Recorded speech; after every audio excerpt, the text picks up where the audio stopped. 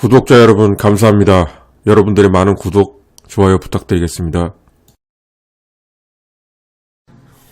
2차 세계대전에서 가장 주요했던 전투, 그리고 가장 희생자가 컸던 전투, 뭐라고 생각하십니까? 독일과 소련 두 군대 사이에서 벌어진 사상 최대의 전투, 1941년 9월 말부터 42년 1월까지 이 기간 동안 양측을 합쳐서 약 700만 명의 장병이 참전했습니다. 여러 의견이 있으나 전사자 수에 대해 그나마 정확히 나온 통계를 인용한다면 독일군은 14만 5천 명이 전사, 소련군은 90만 명이 전사한 것으로 나옵니다. 바로 모스크바 공방전인데요. 다른 지역의 대규모 전투들도 물론 잔혹하긴 했지만 희생자 수에서 모스크바 전투에 비할 전투는 없습니다. 일반적으로 많이 아시는 스탈린그라드 전투를 가장 피비린내나는 전투로 생각하는데, 사실 스탈린그라드 전투는 모스크바 전투의 절반 정도인 360만 명 정도의 군인이 참전했고, 전사자 수는 모스크바 공방전에 비해 오히려 적었던 전투였습니다. 또한 이 모스크바 전투가 참으로 드라마틱한 것이 국제사회 전체가 주시하는 가운데 벌어진 것이었습니다. 미국, 영국, 일본을 비롯한 주요 국가들은 이 전투의 결과를 어떻게 예측하느냐에 따라서 향후 정책 결정을 달리할 수밖에 없었습니다. 따라서 세계가 전전긍긍하며 전투 결과를 기다리고 있었죠. 한마디로 전 세계가 숨죽이면서 주시했던 대전투. 만약 소련이 독일군을 모스크바 근교에서 저지하지 못했더라면 2차 세계대전의 귀추도 문제지만 향후 전반적인 국제정세가 전혀 다른 방향으로 전개되었을 것입니다. 한마디로 엄청난 전투, 그게 바로 모스크바 전투였습니다. 구독자 여러분들도 이제는 모스크바 전투를 다른 시선으로 바라봐야 할 겁니다. 저도 모스크바 전투야말로 2차 세계대전 전체를 놓고 봤을 때 변곡점 중에 변곡점이었다고 이번에 새롭게 깨닫게 되었습니다. 2차 세계대전 기간 중에 변곡점이 된 전투가 상당히 많습니다. 덩케르크에서 히틀러가 기갑부대를 멈추게 함으로써 영국군을 고의 보내준 1940년 6월의 변곡점, 1940년 9월 배틀 오브 브리튼에서 비행장 레이더 기지 폭격을 중지한 채 런던을 폭격함으로써 오히려 영국 공군을 살려준 시간을 준 것 등, 이 모스크바 전투도 바로 그런 결정적인 순간이었습니다. 1941년 9월 막상 모스크바를 칠 수 있는 기회가 오자 히틀러는 망설이게 됩니다. 1941년 6월부터 7월까지 독소전 초반의 거대한 성공과 낙관적인 전망, 이것은 히틀러를 동부전선의 다른 목표, 특히 우크라이나를 정복할 여유가 아직은 있다는 생각을 심어주게 됩니다. 또한 히틀러라는 인물이 잘 나갈 때 오히려 겁을 많이 내는 특성을 보입니다. 프랑스 전역에서도 그랬고요. 따라서 히틀러는 모스크바 점령에 대해서 내심 초조함도 갖고 있었습니다. 이것이 히틀러로 하여금 모스크바 공격을 미루는 것이 더 안전하다고 판단하게 만들었습니다.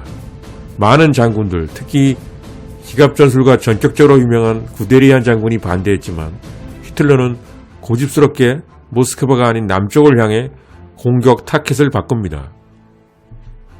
그런데 이것이 모스크바 운명은 물론이고 앞으로의 세계대전의 향방을 가는 히틀러의 중요한 실수였습니다. 바로 모스크바로 들어가야 될 시점에서 키예프로 방향을 틀게 되는 독일군. 히틀러에게 명장 구데리안이 있었다면 스탈린에게는 주코프 장군이 있었습니다. 1941년 독일군으로부터 레닌그라드를 지켜내는 데 성공한 주코프는 그해 가을 모스크바를 점령하라는 히틀러의 명령에 의해 시작된 타이푼 작전에 맞서 모스크바를 방어하기 위해 모든 군대에 대한 지휘권을 갖게 됩니다.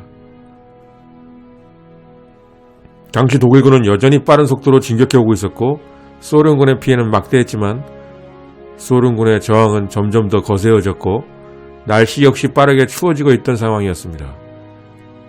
그러나 마침내 1941년 10월 독일군의 모스크바 교외 수십 킬로미터 밖까지 접근해오며 모스크바는 함락될 위협에 빠지게 됩니다. 1941년 10월 13일 스탈린은 간부들에게 임시 수도로 정해둔 쿠이비셰프로 피신하라는 명령을 내리고 외국의 외교관들과 언론인들 역시 다급하게 모스크바에서 탈출합니다. 이때 상황은 소련에게 여러모로 암담한 상황이었습니다. 결국 10월 16일 도시는 소요 상태에 빠지게 되어 약탈과 방화 등 무법지대가 되게 됩니다. 그러나 많은 갈등 끝에 스탈린은 끝끝내 모스크바에 남았습니다. 그리고 계엄령을 통해 무자비한 방식으로 도시의 질서를 회복시킵니다. 당시 비밀경찰이 직결 처형을 했다고 합니다. 또 하나 드라마틱한 것이 혁명기념일 11월 7일 날 눈 내리는 가운데 군사 퍼레이드를 강행합니다. 군 퍼레이드에 나왔던 장비와 군대는 그 자리에서 전방으로 가서 행사가 끝난 후에 전투에 참가합니다. 그리고 이때를 기점으로 모스크바 전투의 분위기가 달라집니다. 모스크바 공방전에서 소련이 승리할 수 있었던 또 하나의 이유가 바로 리하르트 조르게 소련의 스파이였습니다. 모스크바 공방전에서 독일과 피 터지는 공방전을 독일과 벌이고 있을 때 조르게는 확실한 정보를 스탈린에게 주게 됩니다. 바로 일본이 소련이 아니라 남쪽 동남아시아를 공격할 것이라는 확실한 정보를 주었기에 스탈린은 동쪽에 주둔했던 시베리아군을 서쪽의 모스크바 공방전에 제때 투입시킬 수 있었습니다. 당시 주축국인 독일, 이탈리아, 일본은 같은 편이지만 연합된 전략을 펼치지 않았습니다. 각각 개인 플레이였습니다.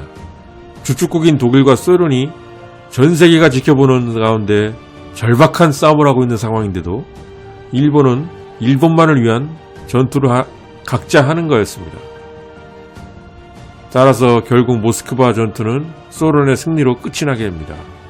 때문에 독일 육군 무표 신화가 깨진과 동시에 2차 세계대전의 운명의 추가 연합군 쪽으로 기울기 시작합니다.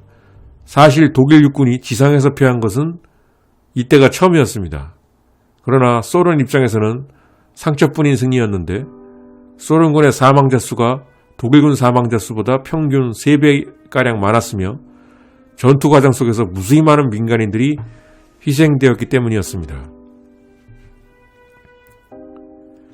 이 전투는 나중에 스탈린의 강철 같은 위주로 승리하였다라고 포장되었는데 이것은 전쟁 후 덧붙여진 신화에 불과합니다. 스탈린이 잘한 것은 수도를 버리지 않고 남아있었던 것, 그것은 높이 평가할 만합니다.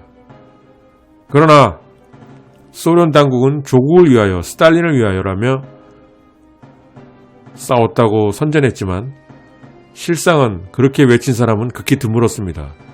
모스크바의 운명은 물론이고 앞으로의 세계사의 방향을 정하게 될 그 끔찍한 전투를 수행하며 죽어나간 것은 그저 무고하고 평범한 사람들이었습니다.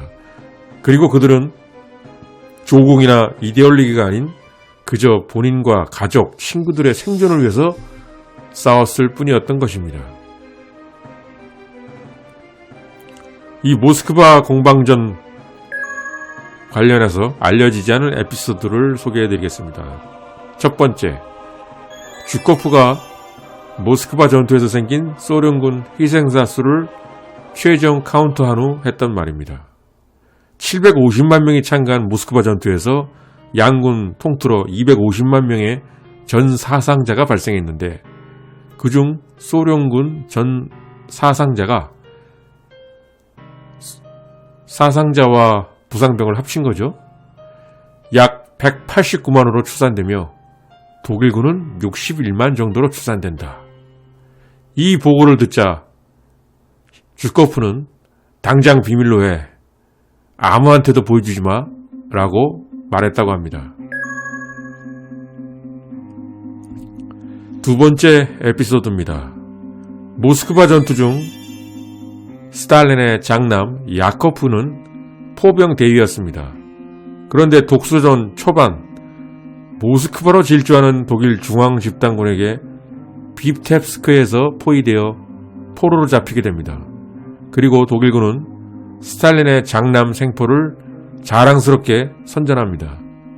이때 자신의 장남이 포로가 됐다는 소식을 들은 스탈린이 했던 말, 바보 같은 놈, 자살도 못하다니 라고 말했다고 합니다. 세 번째 에피소드인데요.